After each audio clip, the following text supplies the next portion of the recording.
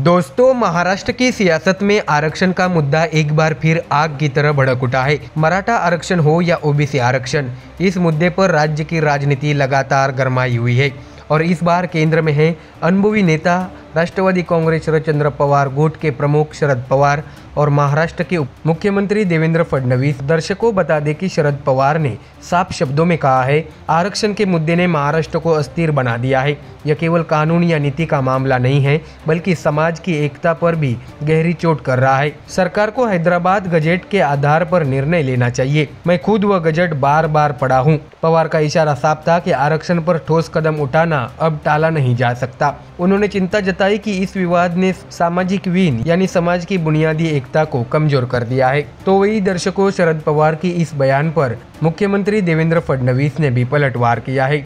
उन्होंने कहा है कि अब महाराष्ट्र की राजनीति में शरद पवार कुछ कहते हैं तो जवाब बिना तंज के मिले, ऐसा हो ही नहीं सकता। उनसे जब पवार के बयान पर सवाल पूछा गया तो फडणवीस मुस्कुराए और बोले, आप जानते ही है शरद पवार किसके लिए मशहूर है। वो अगर एक्स कहते हैं तो उसका मतलब वाई निकालना पड़ता है। इसी वजह से वो चर्चित है। वो बड़े नेता है और उनके बारे में ज़्यादा क्या बोले। यानी फडणवीस ने एक वाक्य में पवार की राजनीति पर बड़ा कटाक्ष कर डाला। फडणवीस सिर्फ तंज पर नहीं रुके, उन्होंने विस्तार से अपनी सरकार का पक्ष भी रखा। उन्होंने कहा, आरक्षण पर राजनीति बंद कीजिए। सरकार पूरी तरह स्पष्ट है, एक भी नकली व्यक्ति ओबीसी में शामिल नहीं होगा। नकली का मतलब जो असल में ओबीसी नहीं है, ऐसे लोगों को इस सूची में जगह नहीं दी जाएगी। इस बात का पूरा ध्यान जीआर में रखा गया है। यानी फडणवीस ये मैसेज देना चाहते थे कि सरकार किसी भी तरह से ओबीसी का हक मारने नहीं देगी। तो वही फडणवीस ने कांग्रेस पर भी तीखा वार किया। कांग्रेस नेता विजय वडेट्टीवार पर निशाना साधते हुए उन्होंने कहा, उन्हें बोलने का अधिकार ही नहीं है। ओबीसी समाज के लिए जितना काम हुआ है वो हमारे ही कार्यकाल में हुआ है। 2014 से 2025 तक जितने फैसले ओबीसी समाज के हित के लिए लिए गए वो सभी हमारी सरकार ने किए। उन्होंने अपने कामकाज की पूरी लिस्ट भी गिनाई। उन्होंने बताया कि ओबीसी का अलग मंत्रालय बनाना, ओबीसी छात्रों के लिए योजनाएं और छात्रवृत्तियां, महाज्योति जैसी संस्था तैयार करना, ओबीसी छात्रों के लिए हॉस्टल शुरू करना और सबसे बड़ा ओबीसी का राजनीतिक आरक्षण लागू करना। फडणवीस ने कहा, ओबीसी समाज अच्छी तरह जानता है कि उनके हक के लिए कौन खड़ा है। विपक्ष के पास केवल राजनीति करने का हुनर है, काम करने का नहीं। ऐसे में दर्शकों, अब बड़ा सवाल यही है कि आरक्षण का यह मसला आखिर राजनीति तक सीमित है या फिर सचमुच समाज की एकता को चुनौती दे रहा है। शरद पवार जैसे वरिष्ठ नेता इसे सामाजिक विघटन की जड़ बता रहे हैं, वही फडणवीस और बीजेपी इसे विपक्ष की राजनीति बता रहे हैं। दरअसल मराठा और ओबीसी आरक्षण का टकराव महाराष्ट्र की नई बात नहीं है, लेकिन हर बार यह मुद्दा चुनावी मौसम में और ज्यादा गरमाया जाता है।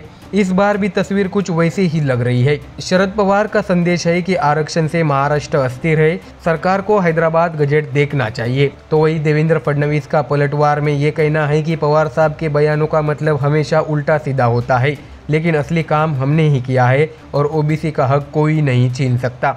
ऐसे में सच यही है कि आरक्षण के इस मुद्दे पर राजनीति और समाज दोनों उलझे हुए हैं। दर्शकों, राजनीति इसलिए क्योंकि हर दल इसे अपने अपने वोट बैंक से जोड़कर देख रहा है और समाज इसलिए क्योंकि मराठा और ओबीसी के बीच अविश्वास की रेखा गहरी होती जा रही है। महाराष्ट्र का भविष्य इस पर निर्भर करेगा कि आरक्षण का हल न्यायपूर्वक तरीके से निकलता है या फिर यह मुद्दा सिर्फ चुनावी हथियार बना रहता है। तो दर्शकों, कुल मिलाकर यह जंग है आरक्षण बनाम राजनीति की, जहां एक तरफ शरद पवार अनुभव और चिंता की बात कर रहे हैं, वही देवेंद्र फडणवीस उपलब्धियों और तंज से मैदान संभाल रहे हैं। अब देखना यह है कि आने वाले दिनों में महाराष्ट्र की जनता किस पर भरोसा करती है। तो दर्शकों, ये थी आज की हमारी स्पेशल रिपोर्ट। देश और दुनिया की बाकी और खबरें जानने के लिए जुड़े रहिए हमारे चैनल MDR न्यूज़ के साथ। धन्यवाद। दर्शकों, आगामी महापालिका यानी बीएमसी चुनाव से पहले महाराष्ट्र की राजनीति में बड़ा बदलाव देखने को मिल रहा है। महाराष्ट्र नवनिर्माण सेना यानी मनसे प्रमुख राज ठाकरे और शिवसेना यूबीटी गुट के प्रमुख उद्धव ठाकरे की नजदीकियां लगातार बढ़ रही है।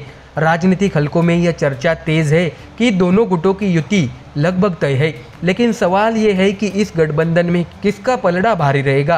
राजनीतिक विश्लेषकों का मानना है कि मौजूदा हालात में उद्धव ठाकरे कमजोर स्थिति में है और राज ठाकरे की भूमिका ज्यादा अहम दिखाई दे रही है। बता दें कि बालासाहेब ठाकरे द्वारा स्थापित शिवसेना ने 3 दशकों तक मुंबई महापालिका पर निर्विवाद वर्चस्व बनाए रखा, लेकिन 2017 के चुनाव में भाजपा ने शिवसेना को कड़ी टक्कर दी और सत्ता साझेदारी की मजबूरी ने उद्धव ठाकरे की ताकत को सीमित कर दिया। 2022 में एकनाथ शिंदे की बगावत ने शिवसेना को 2 हिस्सों में बांट दिया और उद्धव गुट लगातार कमजोर होता चला गया। बीते विधानसभा चुनाव में उद्धव गुट को महज 20 सीटों पर ही जीत मिली है। इस बीच कई वरिष्ठ नेता, मंत्री, विधायक, नगर सेवक और कई कार्यकर्ता पार्टी छोड़ चुके हैं।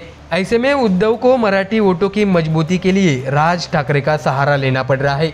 दर्शकों, आपको जानकारी दें कि 19 अप्रैल को अभिनेता निर्माता महेश मांजरेकर के पॉडकास्ट में राज ठाकरे ने कहा था कि मराठी अस्मिता और महाराष्ट्र के हित के लिए मैं सब कुछ भुलाने को तैयार हूँ। उसी दिन उद्धव ठाकरे ने भी मतभेद बुलाकर साथ आने का संकेत दे दिया। इसके बाद संजय राउत ने इस मुलाकात को भाइयों के बीच भावनात्मक बातचीत बताया। तो वही जुलाई में त्रिभाषा नीति के खिलाफ दोनों नेताओं ने मिलकर मोर्चा भी खोला। देवेंद्र फडणवीस सरकार ने जीआर वापस लिया और ठाकरे बंधुओं ने विजय रैली निकाली। इसके बाद रिश्तों की गर्माहट और बढ़ गई। जुलाई में राज ठाकरे ने मातोश्री जाकर उद्धव ठाकरे को जन्मदिन की शुभकामनाएं दी।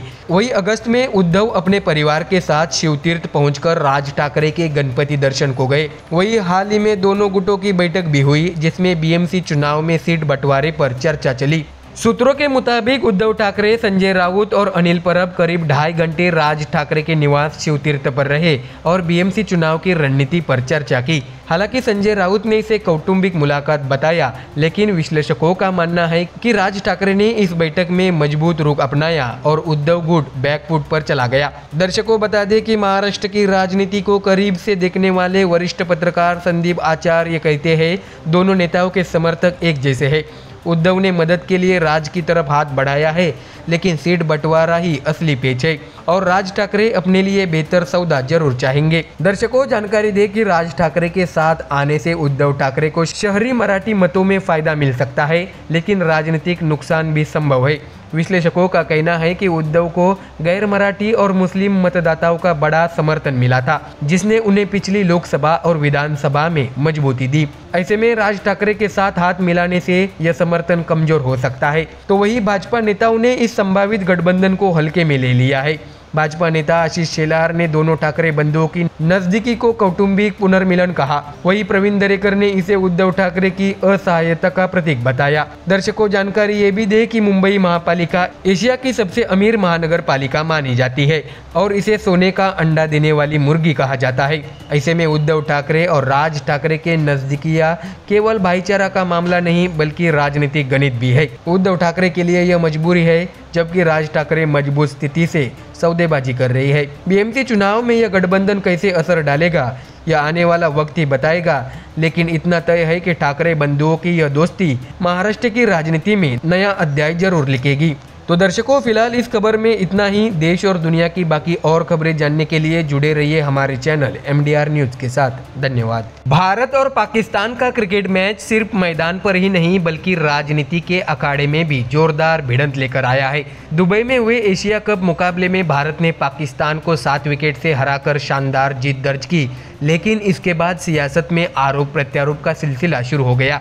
इस पूरे विवाद के केंद्र में है शिवसेना UBT के राज्यसभा सांसद संजय राउत। सोमवार 15 सितंबर को उन्होंने एक प्रेस कॉन्फ्रेंस कर ऐसा बयान दिया, जिसने माहौल और गर्मा दिया। दर्शकों, आपको बता दें कि संजय राउत का दावा है कि भारत पाकिस्तान के बीच खेला गया यह मुकाबला पहले से ही तय था। उनका कहना है कि पाकिस्तान क्रिकेट बोर्ड को इस मैच से करीब 1000 करोड़ रुपए का फायदा हुआ है। उन्होंने आगे आरोप लगाया कि मैच में करीब 1.5 लाख करोड़ रुपए का सट्टा लगा और इसमें से 50,000 करोड़ रुपए पाकिस्तान के पास चला गया। दर्शकों, उनके शब्दों में कहे तो मैच कहीं भी हुआ हो, दुबई, अबू धाबी या ट्रम्प के मैदान पर, लेकिन इस मुकाबले ने हमारे शहीदों का, हमारी महिलाओं का और हमारी सेना का अपमान किया है। क्या इस मैच से हमारे देश की वीरांगनाओं का सिंदूर वापस आएगा? संजय राउत ने आरोप लगाया कि जो पैसा पाकिस्तान को इस मैच से मिला, वही रकम आतंकवादी गतिविधियों में इस्तेमाल हो गई। उन्होंने कहा है कि जब भारत अंतर्राष्ट्रीय मंचों पर जाकर IMF और एशियन डेवलपमेंट बैंक से पाकिस्तान को लोन न देने की अपील करता है, तो फिर क्रिकेट मैच के जरिए उन्हें पैसा पहुंचाना कहाँ तक सही है। संजय राउत ने केंद्रीय गृह मंत्री अमित शाह के बेटे और BCCI सचिव जय शाह पर भी जोरदार निशाना साधा। उन्होंने आरोप लगाया कि इस मैच को हरी झंडी देने के पीछे सीधे सीधे राजनीतिक और आर्थिक फायदे जुड़े हैं। संजय राउत ने महान क्रिकेटर सुनील गावस्कर का नाम लेते हुए कहा, मैं गावस्कर का धन्यवाद करता हूं कि उन्होंने साफ शब्दों में कहा है कि इस मैच को भारत सरकार ने अनुमति दी। राउत का कहना है कि इस बात से साफ है कि खेल को राजनीति से अलग बताने की कोशिश एक छलावा है। दर्शकों, ध्यान देने वाली बात यह है कि शिवसेना यूबीटी पहले ही इस मैच के खिलाफ आंदोलन का ऐलान कर चुकी थी। पार्टी ने सिंदूर रक्षा आंदोलन शुरू किया, जिसमें उन्होंने कहा था कि आतंकवादी हमलों में शहीद हुई वीरांगनाओं का अपमान करके भारत पाकिस्तान मैच खेला जा रहा है। विपक्षी दलों का आरोप था कि पहलगाम आतंकी हमले के बाद सरकार को इस मैच की इजाज़त नहीं देनी चाहिए थी। तो वही दर्शकों, खेल की बात करें तो यह मुकाबला एक तरफा रहा। पाकिस्तान ने पहले बल्लेबाजी करते हुए 20 ओवरों में 9 विकेट खोकर मात्र 127 रन बनाए। तो वही भारतीय टीम ने शानदार प्रदर्शन किया और 15.5 ओवरों में 3 विकेट खोकर 131 रन बनाते हुए 7 विकेट से जीत दर्ज की। हालांकि दर्शकों, खेल का नतीजा चाहे जो रहा हो, राजनीति का स्कोरबोर्ड कुछ और ही कहानी सुना रहा है। जीत के बाद जहां करोड़ों भारतीय जश्न मना रहे थे, वही विपक्ष का आरोप है कि इस मैच ने पाकिस्तान की आर्थिक हालत को मजबूती दी और भारत सरकार ने राष्ट्रीय भावनाओं को ठेस पहुंचाई। तो दर्शकों, ऐसे में अब बड़ा सवाल यही है कि क्या खेल और राजनीति को पूरी तरह अलग रखा जा सकता है? क्या भारत पाकिस्तान के बीच क्रिकेट सिर्फ एक खेल है या फिर ये दो देशों के रिश्तों और हालातों की सच्चाई को भी बयां करता है? बता दें कि संजय राउत के आरोप गंभीर है। मैच फिक्स होने से लेकर पाकिस्तान को आर्थिक सहारा देने तक वही सरकार और खेल संस्थाएं इस पर सफाई देने से बच रही है।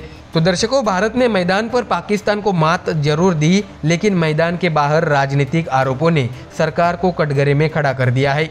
विपक्ष सवाल पूछ रहा है कि आखिर किसकी जीत हुई, भारत की क्रिकेट टीम की या पाकिस्तान की तिजोरी की? तो दर्शकों, फिलहाल इस खबर में इतना ही। देश और दुनिया की बाकी और खबरें जानने के लिए जुड़े रहिए हमारे चैनल MDR न्यूज के साथ। धन्यवाद। दिल्ली की सियासत में क्रिकेट भी घुस आया है। भारत पाकिस्तान का मैच तो दुबई में हुआ, लेकिन उसकी गूंज सीधी दिल्ली तक सुनाई दे रही है। आम आदमी पार्टी के वरिष्ठ नेता और दिल्ली के पूर्व मंत्री सौरभ भारद्वाज ने इस मैच और भारतीय टीम के कप्तान सूर्य कुमार यादव पर बड़ा हमला बोला है। दर्शकों, आपको बता दें कि प्रेस कॉन्फ्रेंस में सौरभ भारद्वाज ने तंज कसा है। उन्होंने बताया कि सूर्य कुमार यादव ने इस 140 करोड़ की आबादी वाले देश पर बहुत बड़ा एहसान कर दिया। उन्होंने पाकिस्तानी खिलाड़ियों से हाथ नहीं मिलाया। मुझे तो लगता है कि पैदा होकर ही उन्होंने भारत पर एहसान कर दिया। अब तो ये उन शहीदों से भी बड़े महान हो गए जिनके बेटे सरहद पर कुर्बान हो जाते हैं। अगर चाहो तो भारत सरकार इन्हें भारत रत्न दे दे। दर्शकों, सौरभ भारद्वाज का ये बयान सीधा बीजेपी पर निशाना था। उनका कहना है कि भारतीय जनता पार्टी और उसके समर्थक इस पूरे मामले को एक देशभक्ति का तमाशा बनाने की कोशिश कर रहे हैं। भारद्वाज ने सिर्फ सूर्य कुमार को ही नहीं बल्कि BCCI और ICC को भी चुनौती दे डाली है। उन्होंने कहा है कि इस मैच के ब्रॉडकास्टिंग राइट्स और टिकट बिक्री से जितना पैसा आया है उतना 26 शहीदों की विधवाओं को दे दो। अगर ऐसा हो जाए तो मैं मान लूंगा कि ये मैच वाकई शहीदों को डेडिकेट किया गया है। तो वही उनका आरोप ये भी था कि शहीदों का नाम सिर्फ राजनीति और प्रचार के लिए लिया जा रहा है, जबकि असली फायदा पैसे और सियासत का है। तो वही सौरभ भारद्वाज ने कहा है कि केंद्र सरकार ने भारी विरोध के बावजूद भारत पाकिस्तान का मैच करवाया। उनके मुताबिक दुबई के छोटे से स्टेडियम की सभी टिकटें बिक गई। भारत में इस मैच को लेकर उत्साह बिल्कुल ठंडा रहा। बड़ी सोसाइटियों और क्लबों में पहली बार भारत पाक मैच का कोई उत्सव नहीं दिखा। आप नेता का दावा है कि उनकी पार्टी के कार्यकर्ताओं ने कई जगह जाकर क्लब और रेस्टोरेंट से अपील की कि ये मैच न दिखाया जाए और ज्यादातर जगहों पर मालिकों ने उनकी बात भी मान ली। दर्शकों, बता दें कि भारद्वाज ने कहा है कि भले ही भारतीय टीम जीत गई, लेकिन उत्साह कहीं दिखाई नहीं दिया। उन्होंने कहा है कि मैच के बाद न पटाखे फूटे, न लोग सड़कों पर जश्न मनाते दिखे। दिल्ली के इतिहास में ये पहली बार हुआ। बीजेपी सरकार को जनता ने ये बड़ा संदेश दे दिया है। उनका कहना था कि मैच जीत को भी बीजेपी ने स्क्रिप्ट की तरह इस्तेमाल किया। देखो, हमारे कप्तान ने पाकिस्तानी कप्तान से हाथ नहीं मिलाया।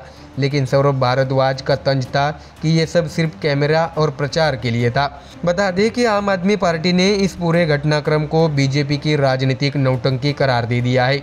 सौरभ भारद्वाज ने कहा है कि बीजेपी समर्थक भी सोशल मीडिया पर गुस्से में थे और सरकार को खरी खोटी सुना रहे थे।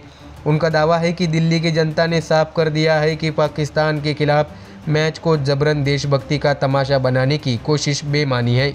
ऐसे में दर्शकों, अब बड़ा सवाल यही है, क्या क्रिकेट और राजनीति को इस तरह जोड़ना सही है? क्या सच में सूर्य कुमार यादव का हाथ न मिलाना इतना बड़ा मुद्दा है? क्या शहीदों के नाम पर खेल से कमाए गए पैसे परिवार को मिलेंगे?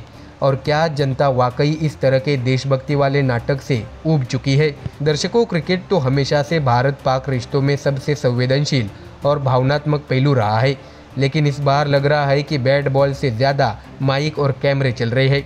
आम आदमी पार्टी ने तो अपना राजनीतिक वार कर दिया।